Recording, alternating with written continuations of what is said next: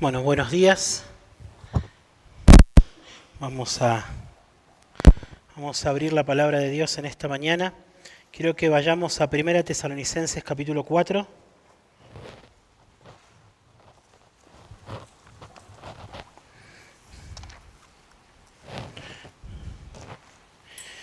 Y a medida que fuimos avanzando en nuestra serie de enseñanzas sobre la santificación, nos tomamos el trabajo de reflexionar sobre cómo aplicar cada uno de estos principios a nuestra batalla contra algunos pecados particulares. Hemos visto cómo batallar contra el temor a los hombres, también contra la codicia, el amor al dinero.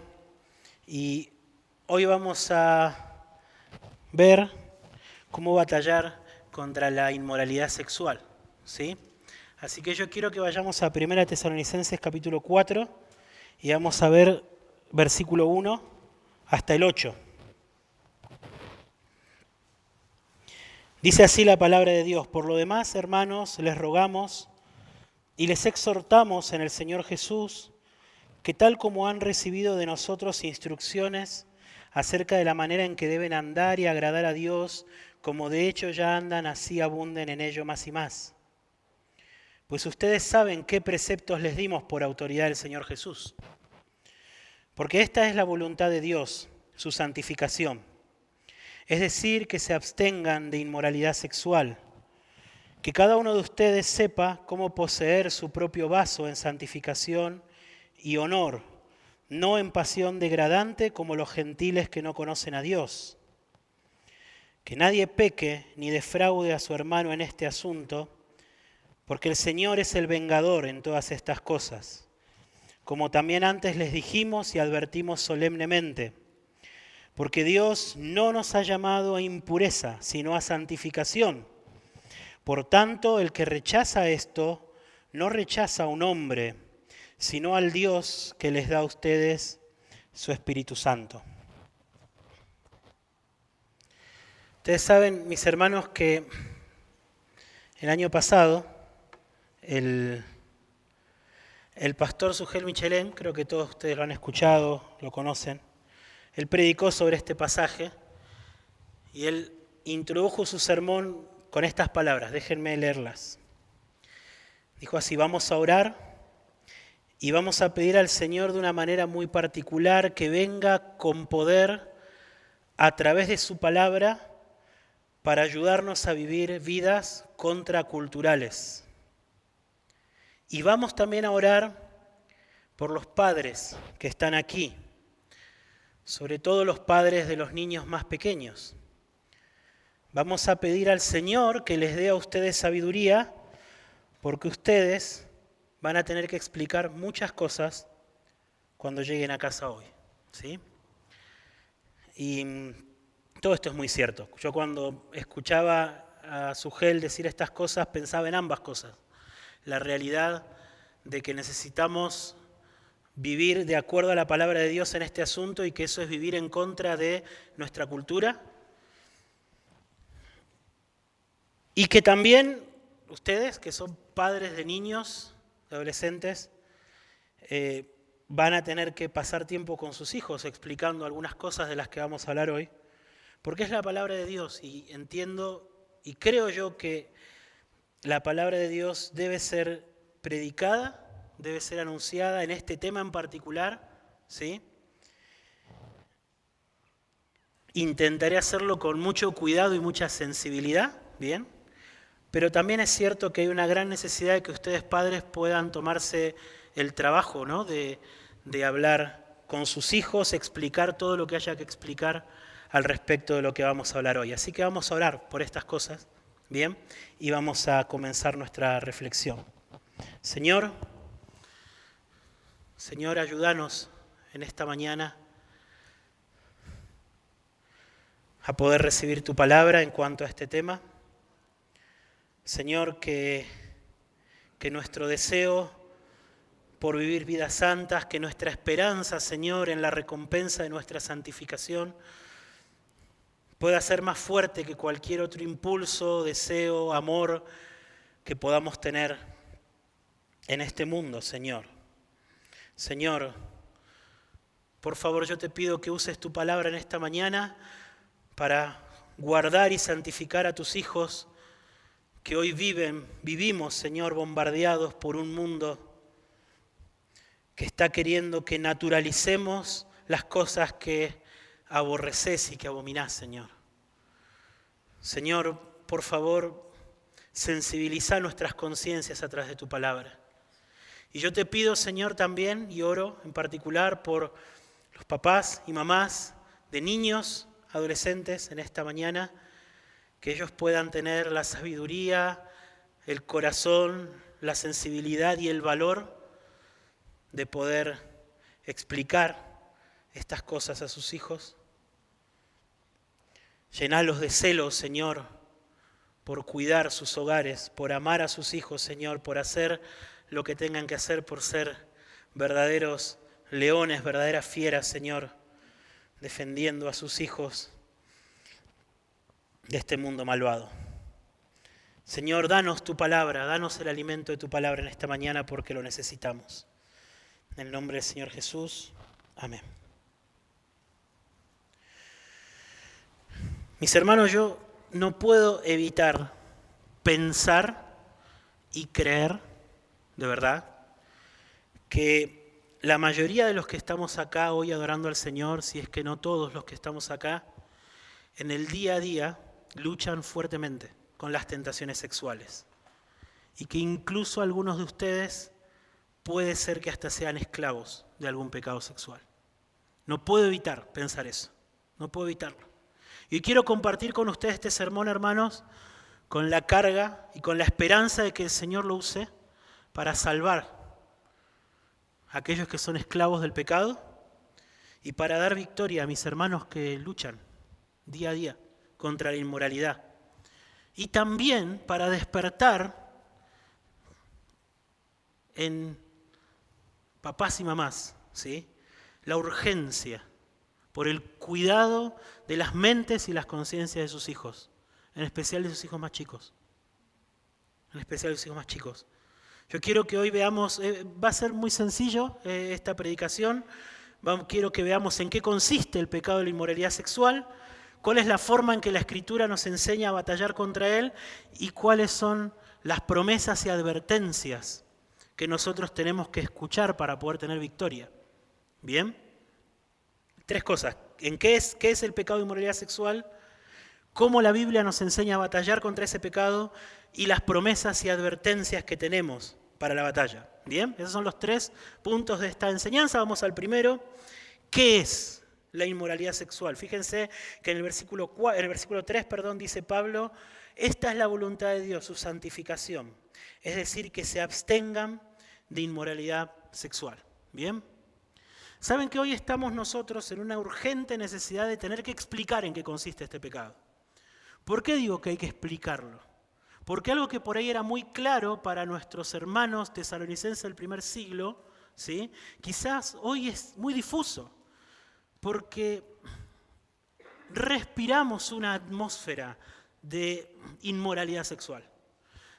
Y como una persona que se ha pasado toda la mañana cocinando en una cocina cerrada, ya hemos perdido el olfato, ya no sentimos el aroma a la podredumbre de la inmoralidad sexual. Nos hemos acostumbrado. Entonces necesitamos definirlo con la palabra de Dios. ¿Qué es la inmoralidad sexual? Y para poder responder a esta pregunta, ¿sí?, tenemos que entender 3 cosas, básicamente. Primero, número 1, ¿qué es lo primero que tenemos que entender? Que Dios creó al sexo como algo bueno y bello. Dios creó al sexo como algo bueno y bello, ¿sí? Y si alguien entre ustedes, mis hermanos, piensa que el sexo es un tabú entre los cristianos, déjenme decirles que está muy equivocado. Es más, quizá alguno de ustedes lo sepa, pero hay un libro entero en la Biblia que celebra las relaciones sexuales dentro del matrimonio, el Cantar de los Cantares. Y se anima en la Biblia, en la Escritura, a los esposos una y otra vez a que disfruten el uno del otro.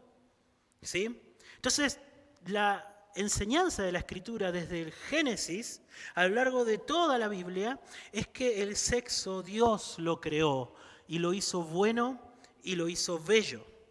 Pero la segunda verdad que tenemos que aprender es que Dios creó el sexo para ser disfrutado en un contexto específico, que es el matrimonio. Es el matrimonio. Y el sexo fue creado por Dios solamente para ser disfrutado en ese contexto. Solamente. En 1 Corintios 7:2, el apóstol Pablo le escribe a los hermanos y les dice: por causa de las inmoralidades, que cada uno tenga su propia mujer y cada uno tenga su propio marido. Esta instrucción que está dando el apóstol Pablo a los Corintios, lo que significa, lo que implica, es que la inmoralidad sexual, ¿sí?, una de las formas que hay de combatir la inmoralidad sexual es teniendo un esposo, teniendo una esposa. ¿Por qué? Porque la sexualidad fue creada para ser disfrutada en ese contexto. Y solamente en este contexto, ¿sí? Es claro que para Pablo es la única forma legítima de saciar los apetitos sexuales es con un esposo, con una esposa. ¿Bien? No con un novio, no con una novia, no con la autogratificación, con un esposo o con una esposa. ¿Bien? Y si los deseos sexuales son fuertes, dice Pablo, por causa de las inmoralidades, que cada uno tenga su esposo y que cada uno tenga su esposa. Esa es la solución. No hay otra forma. No hay otra forma. ¿Bien? El mandamiento de regocijarse con la mujer de la juventud es un mandamiento que aparece una y otra vez en el Antiguo Testamento. Y se refiere a las relaciones sexuales dentro del matrimonio, con la esposa de tu juventud. ¿Sí? De manera que lo que nosotros podemos concluir es que Dios dio a los hombres el regalo del disfrute sexual para el contexto de una relación matrimonial y tenemos que aclarar hoy también, y heterosexual. ¿Sí? Una relación matrimonial y heterosexual, donde un hombre y una mujer se comprometen a acompañarse por el resto de su vida. Ese es el único contexto en el cual para el cual Dios reservó las relaciones sexuales. ¿Bien? Entonces, y ahora venimos a la tercera verdad. Teniendo en mente estas dos cosas, ahora sí podemos definir qué es la inmoralidad sexual. Cuando Pablo nos exhorta a abstenernos de la inmoralidad sexual, nos preguntamos entonces, ¿qué es esa inmoralidad sexual? Y vamos a dar una respuesta. ¿Están listos? La respuesta: inmoralidad sexual es toda forma de búsqueda de saciar el placer sexual fuera del contexto en el que Dios lo dio. Dios lo dio en un contexto, Dios nos dio el sexo, Dios lo dio para ser disfrutado el matrimonio. Cualquier otra forma de saciar un apetito sexual, cualquier otra forma, ¿sí?, es inmoralidad sexual. Es inmoralidad sexual. Y Pablo nos dice acá que tenemos que abstenernos de la inmoralidad sexual. El pecado de la inmoralidad sexual es tan extenso que cuando exploramos su alcance, quedamos, en una cultura como la nuestra, queda una sensación de acorralamiento, queda una sensación de ahogamiento, que parecería que todo es entonces inmoralidad sexual, pero es lo que dice la Escritura. Fíjense, vamos a ver algunos ejemplos. ¿Sí? En 1 Corintios 7:2 se nos dice, como leímos recién, que por causa de las inmoralidades que cada uno tenga su propia mujer y cada una tenga su propio marido. O sea que otra de las cosas que significa es que toda relación sexual por fuera del matrimonio es inmoralidad. ¿Lo ven? Porque si el remedio para la inmoralidad es tener una esposa, tener un esposo, fuera del matrimonio, fuera anterior a cualquier relación sexual anterior al matrimonio, es inmoralidad sexual. Es inmoralidad sexual. En 1 Corintios 6:9 dice así Pablo: ¿o no saben que los injustos no heredarán el reino de Dios? No se dejen engañar, ni los inmorales, ni los idólatras, ni los adúlteros, ni los afeminados, ni los homosexuales heredarán el reino de Dios. O sea que acá también podemos ver que toda relación sexual homosexual es inmoralidad sexual. En Efesios 5:3 dice Pablo: pero que la inmoralidad y toda impureza o avaricia ni siquiera se mencionen entre ustedes. Ni siquiera se mencionen. enseñándonos acá Pablo que toda conversación que tenga el propósito de despertar deseos sexuales es inmoralidad sexual. Ni se mencionen, dice Pablo. O sea que una conversación que tenga el deseo de despertar o estimular un deseo sexual es inmoralidad sexual. Mateo 5, 27 y 28 dice así Jesús: ustedes han oído que se dijo no cometerás adulterio, pero yo les digo que todo el que mire a una mujer para codiciarla ya cometió adulterio con ella en su corazón. O sea que toda mirada inapropiada, deseando satisfacer un deseo sexual, es inmoralidad sexual. Lo cual incluye claramente el consumo de pornografía y la autogratificación. Claramente, claramente. ¿Sí? Fíjense, en Proverbios 7 forma parte de una extensa conversación que tiene Salomón con su hijo, ¿sí? Que comenzó en el capítulo 1. Y Salomón en el Proverbios 6 y 7 se dedica a aconsejarle a que se cuide de lo que él llama la mujer extraña, de la mujer extraña. Y él le dice a su hijo: hijo, escúchame, yo un día estaba sentado en el balcón y vi por la celosía, ¿sí? Vi por la cortina a un hombre simple que iba caminando por la calle. Y yo vi que en la esquina ella le estaba esperando. Ella lo estaba esperando. Y escuchen, dice el versículo 13, ella lo agarra y lo besa. Y descarada le dice: tenía que ofrecer ofrendas de paz y hoy he cumplido mis votos. Por eso he salido a encontrarte buscando tu rostro con ansiedad y te he hallado. He tendido mi lecho con colchas, con linos de Egipto de colores. He rociado mi cama con mirra, aloes y canela. Ven. Embriaguémonos de amor hasta la mañana, deleitémonos con caricias, porque mi marido no está en casa, se ha ido a un largo viaje, se ha llevado en la mano la bolsa del dinero, volverá en casa para la luna llena. Y le dice Salomón a su hijo, con sus palabras persuasivas lo atrae, lo seduce con labios lisonjeros, y al instante él la sigue como va el buey al matadero. O como uno en grillos al castigo de un necio, hasta que una flecha le traspasa el hígado, como el ave que se precipita en la trampa y no sabe que esto le costará la vida. No sabe que esto le costará la vida. Esto lo que nos muestra también es que todo coqueteo, mis hermanos, con una persona que no es el cónyuge es inmoralidad sexual.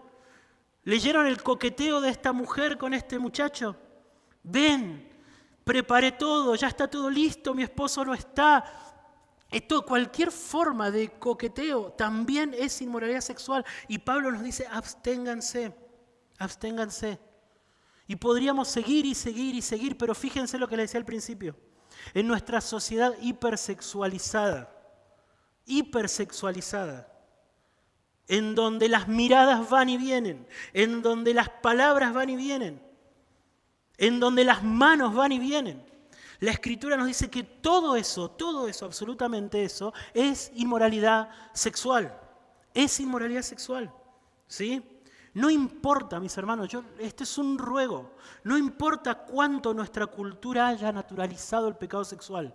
No importa eso, no importa. No interesa cuánto se haya sexualizado la conversación cotidiana.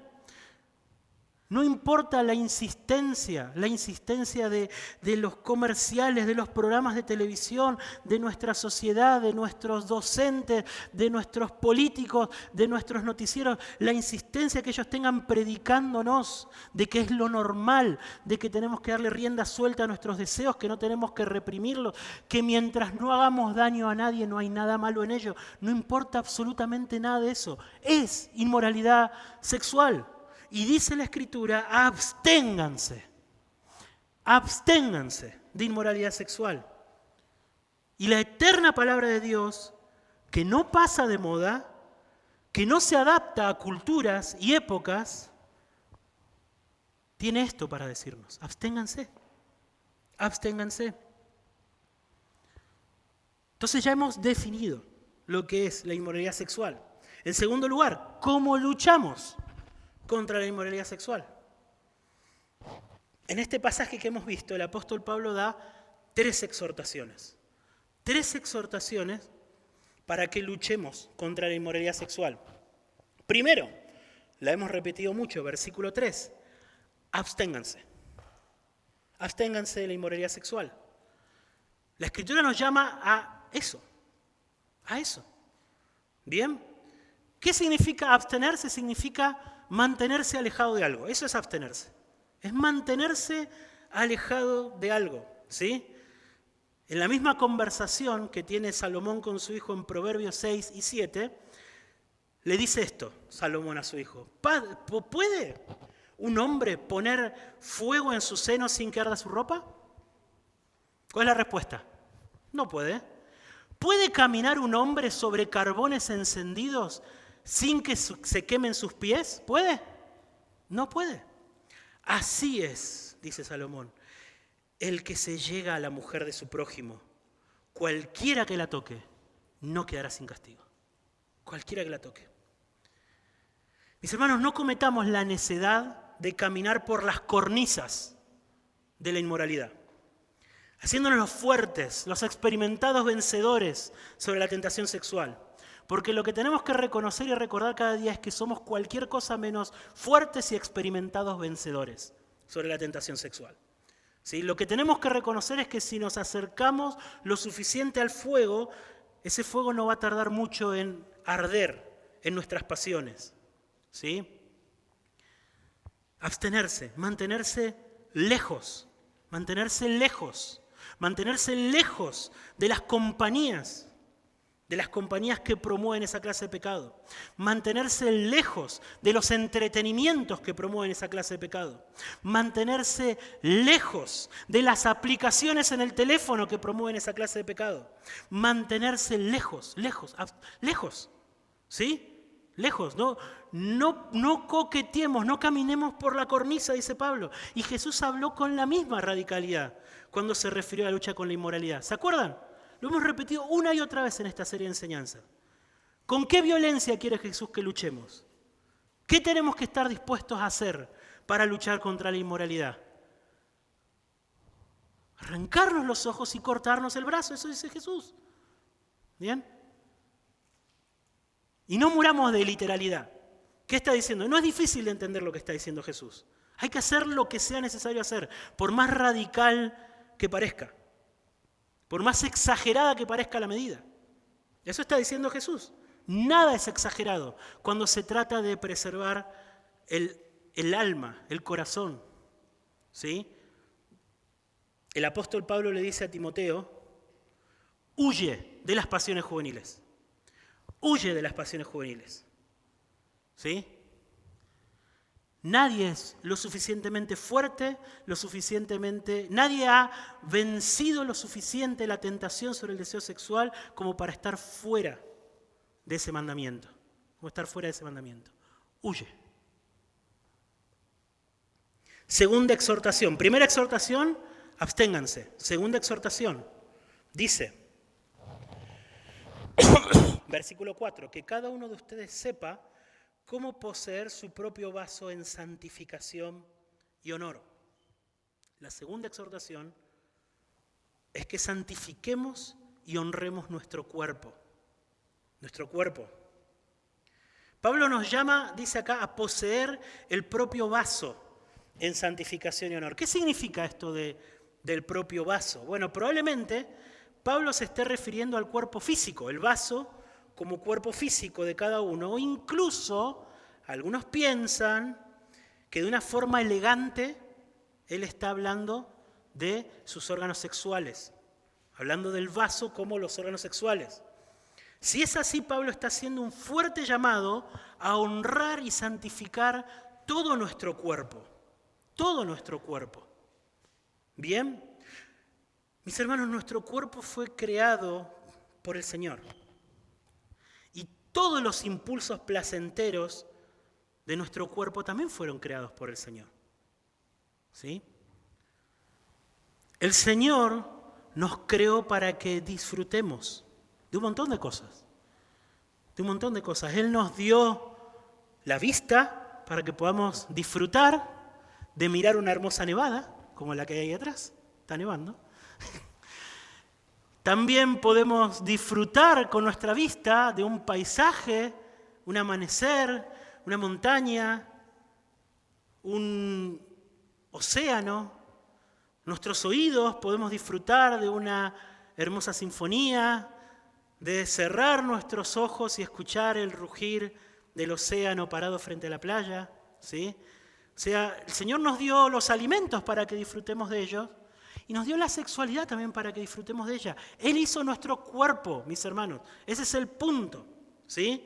El problema con nosotros es que en nuestra maldad hemos llevado cada uno de estos placeres fuera de su lugar legítimo. Todos y cada uno. ¿Bien? Dios no creó el cuerpo como algo malo. Ese es el punto. Eso es lo que quiero transmitir. El cuerpo no es malo.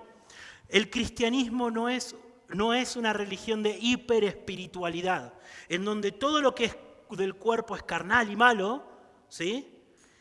Y en donde vamos a pasar toda la eternidad como espíritus tocando un arpa en una nube. No, no. El cuerpo, Dios lo creó como algo bueno y cada impulso, cada placer, cada cosa que Él nos dio para que la disfrutemos es para nuestra santificación y para honrarle a Él. Dios nos dio, mis hermanos, el regalo de la sexualidad para que podamos disfrutar de ella. Pero en la jurisdicción que Él nos la dio. En la jurisdicción que Él nos la dio. Esto significa, mis hermanos, que cuando disfrutamos de la sexualidad en el contexto del matrimonio, estamos honrando al Señor, estamos honrando a nuestro cónyuge y estamos honrando nuestros propios cuerpos. Estamos honrando nuestros propios cuerpos. Bueno, espero que todo esto sirva para que nos saquemos de la cabeza, si es que alguien la tenía, esa caricatura del cristianismo que ve al sexo como un tabú, como algo perverso, ¿sí? No. Y si usted disfruta de la sexualidad en el contexto de su matrimonio heterosexual, ¿sí? Entonces está honrando al Señor, honrando su propio cuerpo y honrando a su cónyuge. Así, dice el apóstol Pablo, mantengan su propio cuerpo en santificación y honor. Y tercera exhortación. Primera exhortación, absténganse de la inmoralidad. Segunda exhortación, mantengan su cuerpo en santificación y honor. Tercera exhortación, no defraudemos a nuestros cónyuges. No defraudemos a nuestros cónyuges. Fíjense, el apóstol Pablo dice en el versículo 6, que nadie peque ni defraude a su hermano en este asunto. ¿Sí? Cuando hoy Pablo se refiere al hermano, la forma más natural y más probable de entender esta expresión es que Pablo está hablando de que cuando una persona se entrega a la inmoralidad sexual, está defraudando a su cónyuge. Ese es el hermano al cual, o la hermana al cual está defraudando. ¿Sí? Y Pablo acá lo que quiere es herir nuestras conciencias, en un sentido. Llevarnos, primero y principal, aunque no únicamente, ya vamos a verlo, pero llevarnos primero y principal a los casados, a que miremos a nuestros cónyuges y nos demos cuenta que cuando cedemos a las tentaciones de la inmoralidad sexual, una de las cosas que estamos haciendo es traicionando y defraudando, dice Pablo, a la persona que amamos. ¿Bien? Es cierto, cuando usted es infiel, está defraudando a su cónyuge. El adulterio es traición. Es traición. Pero cuando usted mira lo que no debe mirar, también lo está haciendo, ¿eh? Ojo. Y cuando usted elige saciar sus deseos en soledad, también lo está haciendo. Y cuando usted tiene conversaciones inapropiadas con otra persona, también lo está haciendo. Cuando usted navega por las redes sociales mirando lo que no debe, también lo está haciendo. También lo está haciendo. También está traicionando y defraudando a su cónyuge, porque todo eso era inmoralidad sexual. ¿Vieron? Lo vimos al principio. ¿Sí? Cuando usted se comporta de una forma intencionalmente provocativa con alguien que no es su esposo, también está defraudando a su cónyuge. Y ustedes solteros, cuando se entregan a la inmoralidad, están defraudando a la persona que un día va a ser su esposo o su esposa. ¿Sí? También lo están haciendo. Esto es muy aleccionador. ¿Por qué? Porque nosotros tendemos a pensar, junto con nuestra cultura, que nuestros pecados privados no hacen mal a nadie. Yo no estoy haciendo nada mal a nadie con lo que miro. Yo no molesto a nadie, no le hago mal a nadie. ¿Sí? Y parecería como que, bueno, como no le hago mal a nadie no importa, ¿no es cierto? Pero la verdad de la Escritura es que eso no es cierto. Ahora vamos a ver que aunque yo no esté causando ningún daño a ninguna persona de manera horizontal, ¿sí? El pecado no tiene que ver principalmente con el daño que nos hacemos unos a otros. Tiene que ver con deshonrar a Dios. Y la inmoralidad sexual deshonra a Dios. Pero acá Pablo primero quiere que nosotros luchemos por abstenernos de la inmoralidad sexual, considerando que la inmoralidad sexual es una traición, es una defraudación contra nuestro cónyuge. Contra nuestro cónyuge. ¿Sí? Entonces esas son las 3 exhortaciones que da Pablo. Absténganse, manténganse lo más lejos posible. Manténganse física y mentalmente lo más lejos posible de toda forma de inmoralidad sexual. ¿Sí? Cuiden su cuerpo. Cuiden su cuerpo. Disfruten en el contexto de su matrimonio de las relaciones sexuales permitidas por Dios. Y finalmente, consideren que la inmoralidad sexual es una traición a su cónyuge. ¿Bien? Entonces, en último lugar, ahora sí, vamos a considerar cuáles son las promesas y advertencias que tenemos en la palabra de Dios para luchar contra el pecado. A lo largo de toda esta serie hemos argumentado y hemos demostrado en la Escritura que el pecado se lo vence por el Espíritu, por la fe y por la palabra. Entonces lo que vamos a hacer ahora va a ser eso, va a ser desenvainar la espada del Espíritu, ¿bien? Que la palabra de Dios golpee sobre nuestros corazones y sobre nuestras conciencias y que el Espíritu Santo la aplique para que podamos vencer la inmoralidad sexual, ¿bien? Y la primera verdad que quiero que abracemos, que quiero que consideremos, es una advertencia. Es una advertencia. Una advertencia también es una promesa, ¿no? Es una forma de promesa. Si haces esto, va a pasar esto. Es una advertencia. Vamos a considerar una advertencia. Versículo 6. Que nadie peque ni defraude a su hermano en este asunto, porque el Señor es el vengador de todas estas cosas. Entonces, la primera advertencia que yo quiero que ustedes consideren para disuadirlos de ceder a la tentación de la inmoralidad sexual es que el Señor en persona se va a vengar de los inmorales. Eso es lo que dice este texto. ¿Lo leyó? ¿Lo leyó conmigo? El Señor es el vengador de todas estas cosas. Él se va a vengar de los inmorales. Se va a vengar de los que no se arrepienten y siguen practicando la inmoralidad. Esto no es la única vez que esto aparece en la Escritura. En Hebreos capítulo 13, versículo 4, escuchen la simpleza de esta advertencia. A los inmorales y a los adúlteros los juzgará Dios. ¿Los juzgará Dios? Los inmorales y los adúlteros los juzgará Dios. Y otra vez en Efesios capítulo 5, versículo 6, Pablo les dice que nadie los engañe con palabras vanas, pues por causa de estas cosas la ira de Dios viene sobre los hijos de desobediencia. Los versículos anteriores Pablo hizo una lista de pecados de inmoralidad sexual y él les dice no se engañen. Y yo les digo, mis hermanos, no se engañen, no va a haber impunidad. Por más que las cosas que hagamos sean hechas en la soledad y en la oscuridad de una habitación o de un lugar donde pensamos que nadie nos ve, el Señor dice que Él va a traer su ira sobre los que practican estas cosas.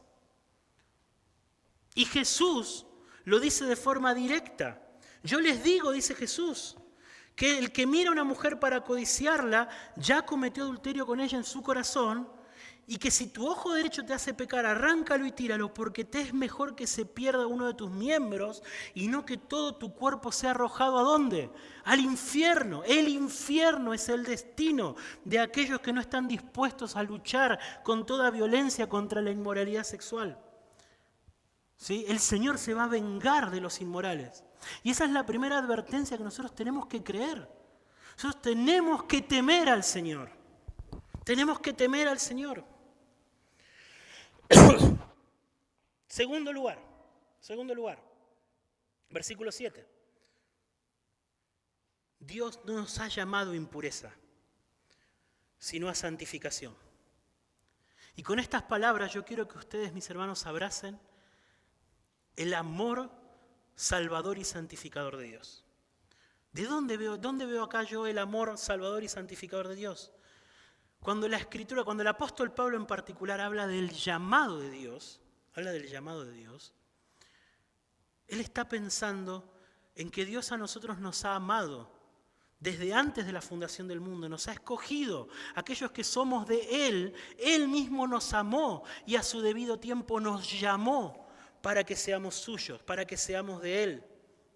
Y Él cuando hizo eso, Él, el gran amor de Dios que manifestó en aquella eternidad pasada y que tuvo un momento en el tiempo en donde se demostró cuando Jesús murió en la cruz y tuvo un momento del tiempo en donde lo experimentamos nosotros cuando Él nos llamó. Ese gran amor de Dios tuvo un propósito. ¿Cuál es el propósito? Sin duda no fue la impureza, sino nuestra santificación. Dios no nos llamó, no nos amó, no nos eligió para la impureza. Dios no perdonó nuestros pecados y nos dejó librados a nuestros propios recursos para luchar contra el pecado como podamos. A Dios no le da igual, mi hermano, si usted cae en inmoralidad o no cae en inmoralidad. A Dios no le da igual.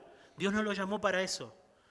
El amor especial de Dios está sobre usted para que usted sea santo. Entonces usted, mi hermano, debe luchar contra la inmoralidad recordando, creyendo, abrazando y disfrutando del amor que Dios tuvo por usted desde antes de que el mundo fuese.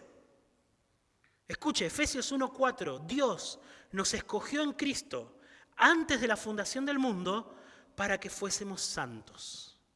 Para que fuésemos santos. Para eso nos escogió Dios. Si usted es salvo, mi hermano, Dios lo amó a usted antes que usted naciera. Antes que usted pueda haber hecho algo bueno o algo malo. Lo eligió para hacer de usted un hombre, una mujer, un niño, un jovencito santo y sin mancha delante de Él, no para la impureza. No para la impureza. Abrace el amor especial de Dios y luche sabiéndose amado.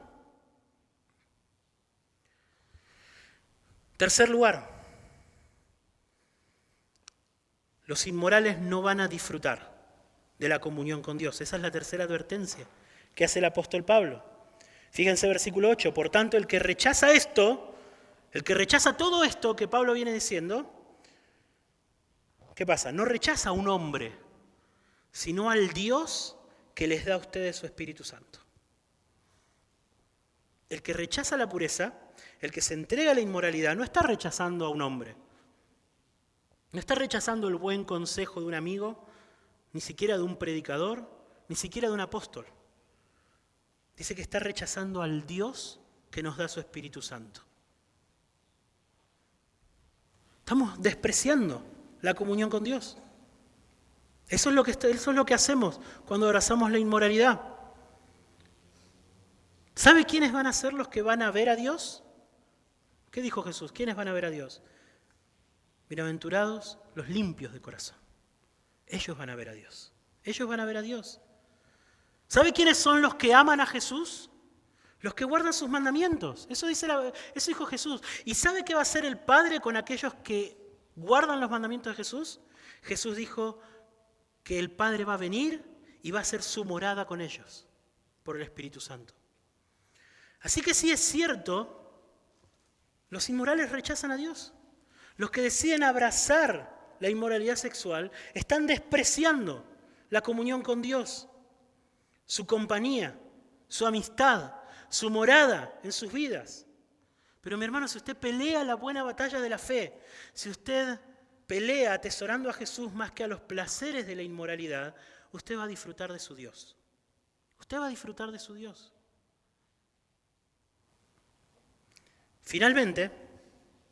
Finalmente, podemos abrazar también la promesa de que el Evangelio es la mejor de las noticias para los inmorales. ¿Sí?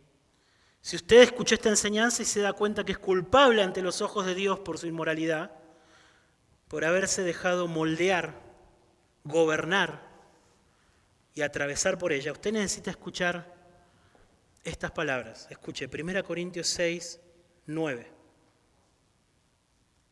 ¿O no saben que los injustos no heredarán el reino de Dios? No se dejen engañar, ni los inmorales, ni los idólatras, ni los adúlteros, ni los afeminados, ni los homosexuales heredarán el reino de Dios. Y esto eran algunos de ustedes. Pero fueron lavados, pero fueron santificados, pero fueron justificados en el nombre del Señor Jesucristo y en el Espíritu de nuestro Dios. No hay palabra más consoladora que esto eran algunos de ustedes, pero fueron lavados. No hay palabra más consoladora.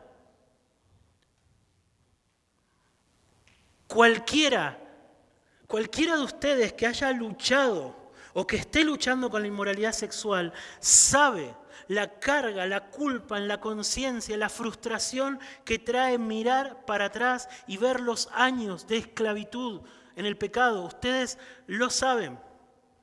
¿Cuántas veces hubiésemos querido que nada de eso sucediera? ¿Cuántas veces? Pero la buena noticia es que Dios no nos regaló una máquina del tiempo para volver el pasado atrás y no hacer todas las cosas de las cuales hoy no nos avergonzamos. No nos regaló eso. Dios nos regaló a su Hijo que vivió la vida de pureza sexual que nosotros no pudimos vivir y que murió como un inmoral, como nosotros merecíamos morir. Y que Él hoy nos reviste de su pureza, para que Dios nos trate a nosotros como si nunca hubiésemos cometido pecado de inmoralidad. Eso, mis hermanos, es el Evangelio.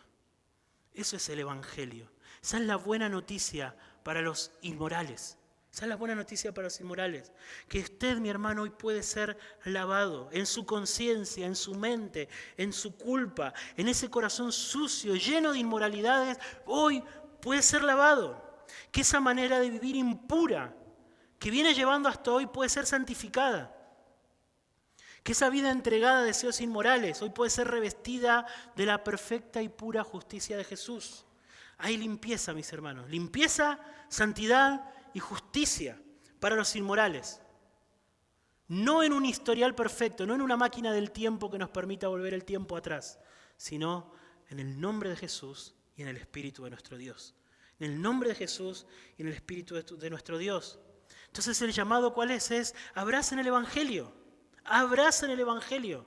Yo no sé, yo no puedo saber si sus pecados, sus muchos pecados se deben a que usted nunca fue verdaderamente salvo o a que usted nunca ha entendido cómo la Escritura le enseña a luchar contra el pecado, pero la verdad es que eso no importa. Sea cual sea su situación, el remedio es el mismo. Arrepentimiento, fe, mirar a Cristo, confiar en Cristo, poner su esperanza en Cristo, para que lo perdone y lo santifique, trayendo el perdón y la santidad que solo Jesús y su Espíritu pueden dar. ¿Bien? Entonces, déjeme terminar dando rápidamente 4 aplicaciones, 4 cosas con las cuales nosotros tenemos que irnos. Primero y principal, corten de manera inmediata con toda tentación que venga a nuestra mente. Nosotros no vamos a poder evitar la tentación, y la tentación de hecho no es pecado. La tentación no es pecado, ¿sí? Exponerse tontamente a la tentación sí es pecado, ¿no? Eso sí es pecado. Pero la tentación en sí misma no es pecado. Probablemente no tengamos más de 5 segundos para hacer que nuestra mente mire para otro lado, para llevar nuestros pensamientos a otro lado, pero hay que hacerlo, Lo antes posible, cuando la tentación venga a la mente, tenemos que resetear la imaginación y poner nuestra mente en las promesas y advertencias del Evangelio. ¿Sí? Corte de manera inmediata, con toda tentación. Segunda cosa, corten de forma definitiva, mis hermanos, yo les ruego, con toda situación que los lleve a ceder a la inmoralidad. Corten. corten. ¿Sí? Nosotros sabemos cuáles son, es un derrotero. Nosotros sabemos, pasa esto, después de esto, pasa esto y después de esto termina ahí, listo. Lo sabemos, cortemos. ¿Sí? Cortemos desde antes. Cortemos donde sabemos que comienza ese camino de pecado. No importa lo radical que pueda parecer. ¿Sí? No importa si para cortar eso tengo que sacar la televisión de la habitación que estuvo ahí desde que me casé hace 20 años. No importa, si hay que sacarla, se saca. Se saca, no pasa nada. No pasa nada. Si tengo que desinstalar aplicaciones que he usado toda mi vida, se desinstalan, no pasa nada. Corten con cualquier cosa, mi hermano, no importa lo radical que parezca. ¿Sí?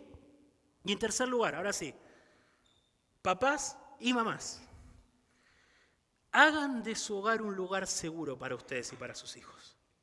Hagan de su hogar un lugar seguro.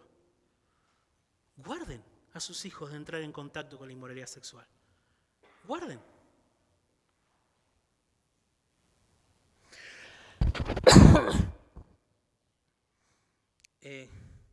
Los chicos están entrando, está estudiado esto, están entrando a su primer contacto con la pornografía en un promedio de los 8 años. 8 años. ¿Ustedes se dan cuenta de lo que es eso? ¿Ustedes se dan cuenta de lo que es eso? Miren, yo les voy a decir algo. La mayoría, yo los veo a ustedes, la mayoría de los que están acá, están en esta iglesia porque querían estar en una iglesia, ¿cómo era? Reformada, ¿o no? ¿Sí? ¿Estamos así? ¿Estamos de acuerdo, no? ¿Saben que una de las cosas que cree la doctrina reformada es en la depravación total? ¿Escucharon hablar de la depravación total? Que el pecado se ha apoderado completamente de todos nosotros, ¿desde cuándo? Desde el momento de nuestra concepción.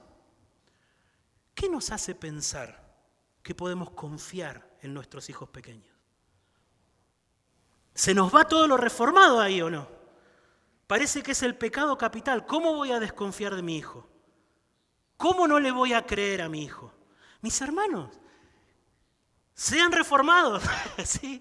Crean en la depravación total.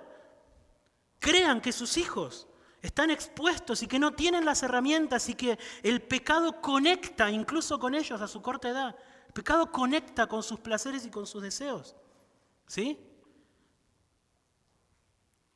Esta semana estuve hablando con una familia, amigos, que yo no sabía, me compartieron que ellos tienen hijos chiquitos, ¿sí? Me compartieron que ellos no dejan internet en la casa, no dejan conexión a internet en la casa cuando ellos salen de la casa. Si se quedan los hijos solos, no hay internet en la casa. ¡Wow! ¡Qué exagerado! No. Cuando la mamá me lo explicaba, no, sin supervisión no se usa internet en la casa. Y está perfecto. Yo no estoy diciendo que es la Biblia, que eso hay que hacer, pero quiero mostrarles la radicalidad de las medidas que tenemos que estar dispuestos a tomar para hacer de nuestra casa un lugar seguro. ¿Sí? No asuma que su hijo, porque cumplió cierta edad, tiene que tener un teléfono. Porque cumplió cierta edad puede tener una computadora en su habitación para usar solo sin supervisión. Padres, algunos de ustedes empezaron o profundizaron sus luchas contra la tentación sexual por esa clase de cosas y ahora se las dan a sus hijos. Se las dan a sus hijos. ¿Qué es eso? Hagan de su casa un lugar seguro, un lugar seguro. Ustedes saben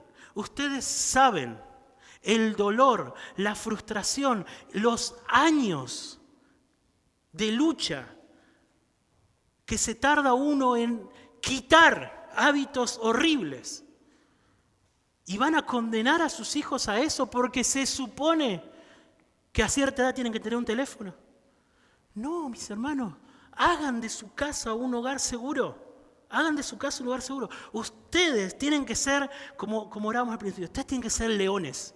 Leones, parados, como guardianes en la puerta de sus hogares, protegiendo a sus hijos, protegiendo a sus hijas, protegiendo a sus esposas, a sus esposas. Ustedes tienen que ser guardianes ahí. No va a pasar, no tiene que pasar mientras ustedes están ahí. No se les puede... con esto no estoy diciendo que al hacer esto ustedes se aseguran que nada malo va a pasar. Van a tener que cuidar, supervisar, conversar, charlar, ganar el corazón de sus hijos. Pero ustedes tienen que ser feroces, mis hermanos. Feroces en esta batalla. Cuiden de sus hijos. Cuiden de sus hijos. ¿Sí? Y enseñen, finalmente, enseñen en sus casas, enseñen a sus hijos a temerle al pecado sexual. Enseñen. ¿Por qué tenemos que esperar que la primera vez que nuestros hijos escuchan acerca de estos temas sea con sus compañeros de escuela, riéndose de una persona, mostrando cosas indebidas? No, ustedes, padres y madres, enseñen a sus hijos a temerle al pecado sexual. Enseñen a sus hijos a temer al Señor, Y así van a honrar al Señor. Así van a honrar al Señor. Oramos. Señor, gracias por tu palabra y te pido, Señor, que la uses para santificar a tu iglesia en este siglo tan malo, Señor, en esta época tan mala en la que estamos viviendo. Señor, que tu iglesia sea una iglesia pura, santa, Señor, que no se entregue a la inmoralidad. Enséñanos a temerte más, Señor, de lo que podamos temer a la burla de los hombres. Enséñanos, Señor, a amar y a desear nuestra comunión con tu Hijo más que los placeres culposos y temporales del pecado, Señor. Haz esta obra en medio nuestro, te lo pedimos en el nombre de Jesús.